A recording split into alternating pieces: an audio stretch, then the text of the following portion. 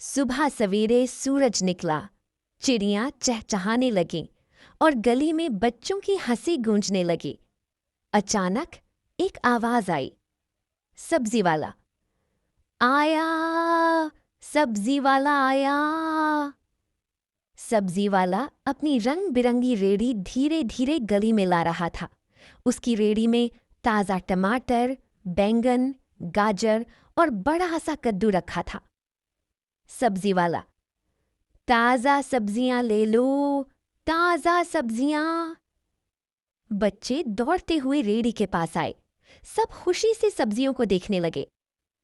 बच्चा, वाह, इतना बड़ा कद्दू। दूसरा बच्चा, और ये लाल लाल टमाटर कितने प्यारे हैं।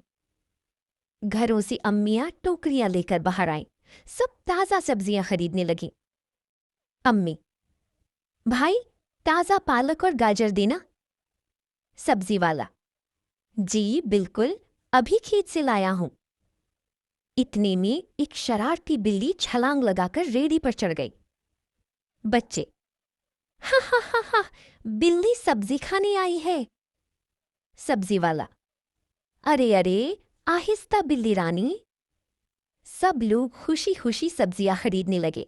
गली खुशियों से भर गई। सब्जी वाला, कल फिर आऊंगा। बच्चे, ठीक है, जल्दी आना। शाम हो गई। सब्जी वाला सबको हाथ हिलाकर अलविदा कहता हुआ अपने घर वापस चला गया। और यूं सबके चेहरों पर मुस्कुराहट बिखेर कर सब्जी वाला अपने घर लौट गया।